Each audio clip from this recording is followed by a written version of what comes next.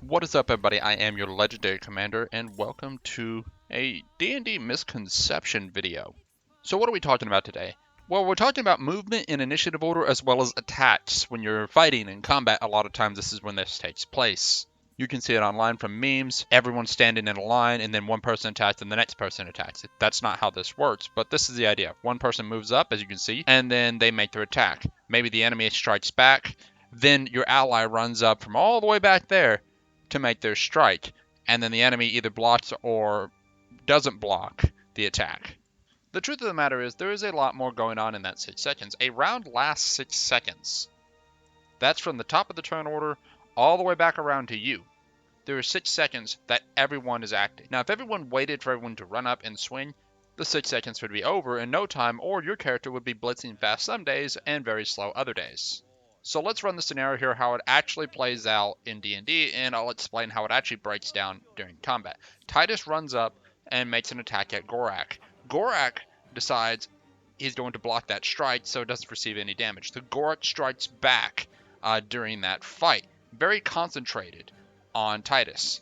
This Knight of the Silver Wing moves forward up to the top of the map here in this little cube I've created and fires an arrow. This arrow, because, well, Gorak is very busy, happens to land his hit. So this arrow hits him in the side. Or maybe it just bounces off of his armor, but in this case it hit. Then we have Inquisitor Norel. She comes in and she slices into Gorak's side. Our dwarf is hanging around the back because, well, his turn hasn't actually started yet. He's lower down in the initiative order. You see, all of a sudden, we start moving the drow support units. The mage moves up to the top, and the ranger moves down. This warrior comes and intercepts Titus, trying to give Gorak some relief, and this other warrior charges the archer.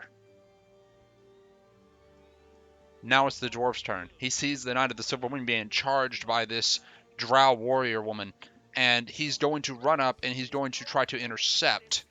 All this has happened at once. All of it. But what we see in D&D is each person made a step, and we tend to respond in kind to each action that occurs. The dwarf only ran up to that location because he saw the drow very close to the Knight of the Silver Wing. That's the way people respond in D&D. Because the way the actions actually play out in D&D is the last person on the list actually has a bit of foresight on what's going on, because he sees everything that's happened before he makes his action. Sometimes people want to go first, but at the same time, last is not always bad either in D&D. Now, I'm not saying anything that's happened in this combat scenario has actually gone wrong. As far as D&D is concerned, this is exactly how you're supposed to play it. From a realism standpoint, though, as a DM, if you're trying to describe this, the situation is very, very different. Titus didn't just simply run up and slash Gorak. Titus locked swords with Gorak, so Gorak was busy. Thus, Inquisitor Norel comes up and manages to land a strike, because Gorak is so busy with Titus, blades locked, dealing with Titus, that Inquisitor Norel can run up. At that same time, the drow was already coming up to assist. Then this other drow is already moving to flank, maybe to get a better shot off on Titus. My Knight of the Silver Wing is trying to already reposition to get a better shot on Gorak. The dwarf actually sees the drow already lurching in the direction of the Knight of the Silver Wing, so he moves to intercept that drow, hoping to stop the drow before actually reaching the knight. Meanwhile, the drow mage has also decided to find a position. During this entire combat, this was occurring, has found a position that she felt she was comfortable, protected, and able to launch a spell, likely at Titus, because Titus was the lead charge and exposed at the time as everybody scattered to make their moves. So as a DM, how should you actually describe this? How I describe this is Titus charges towards Gorak, Norel close in tie. The Knight of the Silver Wing is relocating to get a better angle on Gorak, something that won't hit their allies. Gorak and Titus clash first, and Gorak manages to block the strike with his axe, and they lock into a bit of a bind. However, Gorak also sees Norel coming at him with her sword, and he swings his other axe in an attempt to parry Inquisitor Norel. As he swings up to block, an arrow loosed from the Knight of the Silver Wing comes flying in, striking Gorak in the chest, throwing him off balance. Gorak's block becomes an opening, and Inquisitor Norell's blade finds home in Gorak's side. While wanting to dedicate his strike, Titus sees the Drow warrior coming up on him, so he raises his shield to block the Drow. While raising his shield and charging towards Gorak, though, a beam of light crosses in front of Titus's face. This blinds Titus, so when Titus goes to swing, it is caught by an axe that he otherwise would have avoided.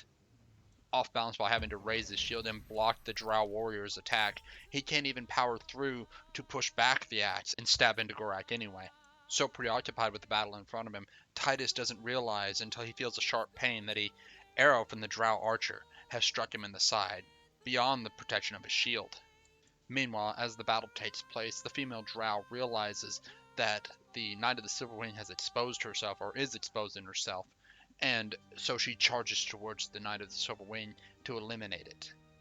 The Dwarf Berserker realizes that this Drow is about to attack their archer, and he charges forth to attempt to prevent the Drow from reaching the Knight of the Silver Wing. Now, to be clear, that is a retelling of an entire event as it has played out for 6 seconds. Now, I would never expect anyone to be able to recite that off the cuff. I had to cut, delete, to make things work. I even re-recorded it all again. You could actually compartmentalize this and do minor retcons as you go along the battle. But the notion of this recount is to weave the idea that everybody is moving as one, and that their actions aren't necessarily separate, but complementary to each other. This also implies that when a character speaks, that another character may not be able to respond or speak back and just have to act without answering. If they do respond, it may happen on the next round. At the beginning, given an explanation why a character might go do something else before responding to what was requested of them. It creates a roleplay dynamic, a sense of flow in combat. However, what we tend to actually get is more a character wants to speak and speak possibly even for 6 seconds, acting as if they were standing right in front of that character, and then expect perhaps maybe the enemy they were just striking at to speak back, or even other players tacking on additional content that would arguably have driven the conversation to 12, 18, 24 seconds long because each character is adding their own notions. Suddenly you have a conversation and not a battle. That would have sounded like a garbled mess because everybody would have been talking over each other. But this is something a DM has a choice to run however they'd like. However, that disturbs the flow of everything is happening at once and forcing it back towards I take a turn, then you take your turn, then you take your turn. Wait, why are we all standing here attacking one at a time? Why don't we all attack at once? Another thing you also get a lot of is something like Gorak might block your strike. He smiles at you and holds your blade there for a moment. And then all of a sudden he gets hit in the back by Inquisitor Norell. And when he's struck in the back by Inquisitor Norell, he then turns and growls at Inquisitor Norell and swings on his turn. How could he lock eyes and grin at you and then so quickly turn to growl and swing when for at least maybe 3 seconds you were just charging at him? And then with the last 3 seconds he was struck, he had time to grin, then turned around and looked at Inquisitor Norell and growled at her? I don't think so. And then that arrow that he attempted to dodge but wasn't able to also happened within that time frame. Things start to get real muddy there, and it really breaks down the sense of how things work.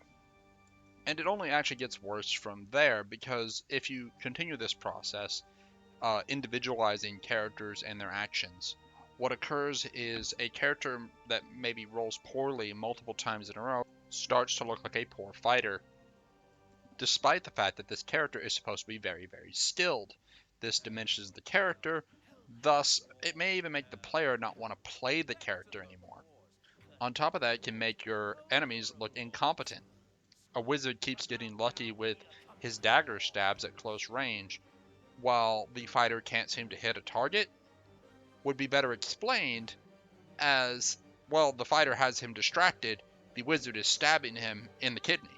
The wizard looks good for capitalizing, and Titus would still look good for the fact that he is engaging with the target and keeping his attention. And then Gorak doesn't look incompetent because, well, Gorak is so busy with Titus, well, of course the wizard's going to get him in the back because he's too busy. The moral of the story is, as a DM, it is your job to weave a story that the players want to play in. This means not picking on your players, making your players feel good, so they enjoy the game. Perhaps try next time, don't fixate on the individual actions, which you can still somewhat entertain in those moments. You slash the guy across the chest. You shot the pustule and it bleeds profusely. Uh, Individual moments that won't matter so much, but you need to have some sort of response so the players are somewhat engaged is important still. But you may need to retcon and change things of why a player might miss. Um, Perhaps you do hit Gorak with your first strike, but on your follow-up strike you rolled a nat 1. Well, we can blame that on the drow. Perhaps the drow slammed into you with a shield and pushed you off balance, or some other explanation that doesn't actually make the character look bad. Roleplay does not end just because combat begins, and that is something we all really need to remember when we run our campaigns. Um, I will talk all day on this subject and ramble, so I'm going to shut it down here. I hope this inspires better DMing practices and that you have a more enjoyable campaign. I hope you all have enjoyed this video. If you did, hit that like button. Don't forget to subscribe. Make sure to tell your friends. But you all take care, and I will catch you next time.